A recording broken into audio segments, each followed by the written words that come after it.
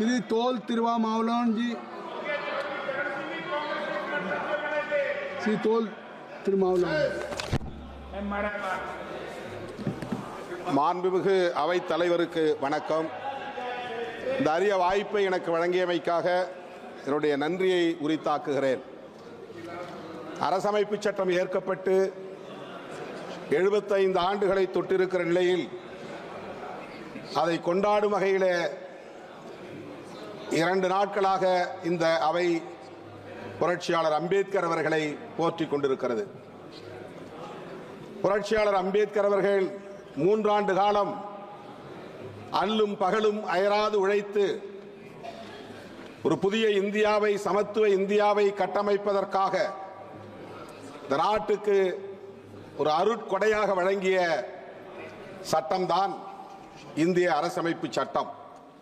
இது வெறும் சட்டம் மட்டுமல்ல, புதிய இந்தியாவை கட்டமைப்பதற்கான கோட்பாடும் ஆகும். இந்திய அரசமைப்பு சட்டத்தின் முகப்புரை அதை விளக்குகிறது. இந்திய அரசமைப்பு சட்டத்தின் முகப்புரையில் நாம் எத்தகைய இந்தியாவை எதிர்காலத்தில் கட்டமைக்கப் போகிறோம் என்பதை உறுதிப்படுத்தி இருக்கிறார்கள். சோசலிசம், செக்யூலரிசம், புளூரலிசம் மற்றும் ஃபெடரலிசம் என்கிற இந்த 4 கோட்பாடுகளும் இந்திய அரசமைப்பு சட்டத்தின் அடிப்படை கூறுகளாகும். அவை மட்டுமின்றி நீதி, சுதந்திரம், சமத்துவம், சகோதரத்துவம் ஆகிய 4ம் புதிய இந்தியாவை கட்டமைப்பதற்கான தூண்களாகும். இவற்றை பாதுகாப்பதுதான் இன்றைய சவாலாக நம் முன்னால் இருக்கிறது. இங்கே உரையாற்றிய மாண்புமிகு உறுப்பினர்கள் பலரும் புரட்சியாளர் அம்பேத்கர் அவர்களின் பெருமைகளை பேசுகிற அதே வேளையில் அவரை எதிர்த்தது, அவருக்கு துரோகம் செய்தது நீயா நானா என்கிற வகையில்தான் விவாதங்கள் அரங்கேறிக் கொண்டிருக்கின்றன. எந்த அளவுக்கு இந்த 75 ஆண்டு காலத்தில் அரசமைப்பு சட்டத்தை நடைமுறைப்படுத்தி இருக்கிறோம், வெற்றிகரமாக அவற்றை நடைமுறைப்படுத்தி புதிய இந்தியாவை கட்டி எழுப்பியிருக்கிறோம் என்பது குறித்து உரையாடல்கள் இல்லை என்பது வேதனை அளிக்கிறது. புரட்சியாளர் அம்பேத்கர் அவர்கள் இந்த அரசமைப்பு சட்டம் ஏற்கப்படுவதற்கு முதல் நாள் 1949ஆம் ஆண்டு நவம்பர் திங்கள் 25ஆம் நாள் அரசியல் நிர்ணய சபையில் ஆற்றிய உரை, இறுதி உரை வரலாற்று முக்கியத்துவம் வாய்ந்தது. 3 ஆண்டு காலம் அரும்பாடுபட்டு உழைத்து உருவாக்கிய அந்த அரசமைப்பு சட்டம் குறித்த கவலையை அவர் வெளிப்படுத்துகிறார்.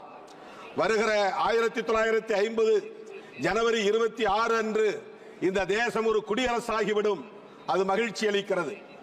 ஆனால் இந்த தேசத்தின் எதிர்காலத்தை எண்ணி நான் வேதனைப்படுகிறேன். அரசியல் ஜனநாயகத்தை வென்றெடுத்து விட்டோம், ஆனால் சமூக ஜனநாயகம் கேள்விக்குறியாக நிற்கிறது. பொருளாதார ஜனநாயகம் கேள்விக்குறியாக இருக்கிறது.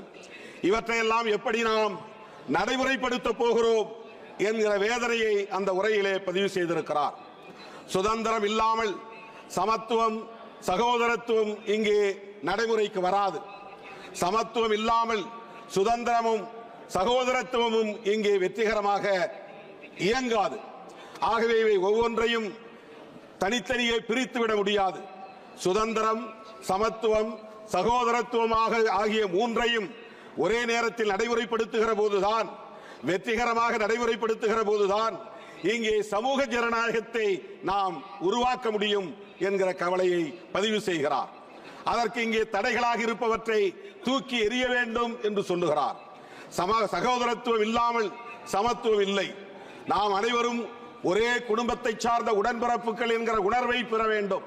இது தேசம் என்கிற ஒற்றை வடிவத்தை இன்னும் பெறவில்லை. இது தேசமாகவே இல்லை. ஆகவே நாம் அனைவரும் ஒரு தேசிய இனம் என்று கூட சொல்ல முடியாது. அப்படிப்பட்ட நிலையிலே சமூக ஜனநாயகத்தை வென்றெடுப்பதற்கு புரட்சியாளர் அம்பேத்கர் அவர்கள் பல்வேறு யோசனைகளை சொன்ன அதே வேளையில் தன்னுடைய ஆழ்ந்த வருத்தத்தை பதிவு செய்ததை இங்கே நான் பதிவு செய்ய விரும்புகிறேன். இங்கே எதிர்காலத்தில் வர இருப்பவர்கள் நாட்டை விட மத நம்பிக்கைகள் மேலானதா அல்லது மத நம்பிக்கைகளை விட நாடு மேலானதா என்ற கேள்விக்கு யார் விடை செல்ல போகிறார்கள்? ஒருவேளை நாட்டை விட மத நம்பிக்கைகள் மேலானது என்று கருதினால் இந்த தேசம் மீண்டும் சுதந்திரத்தை இழக்க நேரிடும். இந்த தேசத்தின் சுதந்திரத்தை மீண்டும் நாம் வென்றெடுக்க முடியாத நிலை உருவாகிவிடும் என்ற கவலையை வெளிப்படுத்தி இருக்கிறார். 75 ஆண்டுகளுக்கு முன்னால் தீர்க்க தரிசனமாக அவரால் உணர முடிந்திருக்கிறது.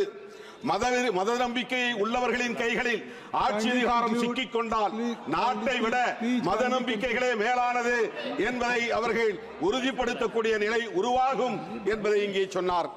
புரட்சியாளர் அம்பேத்கர் சொன்னது இங்கே இப்போது நடைமுறையில் இருப்பதாகத்தான் நம்மால் உணர முடிகிறது.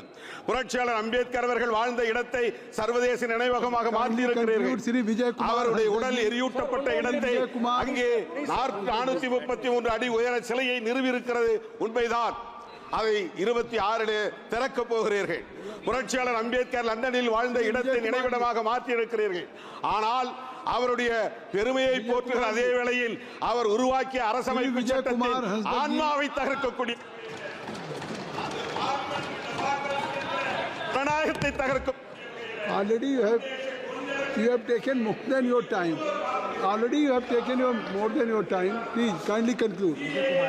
Vijay Kumar Hansda ji, please. Vijay Kumar.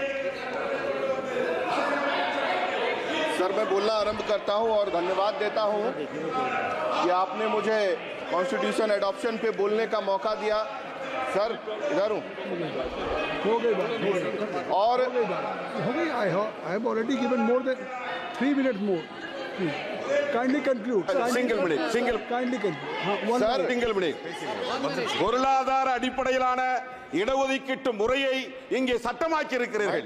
இது அரசமைப்பு சட்டத்திற்கு எதிரான தாக்குதல். ஆனால் schedule cost, schedule tribes, OBC மக்களுக்கான இடஒதுக்கீட்டிற்கு சட்டம் இல்லை. श्री विजय कुमार जी, धन्यवाद।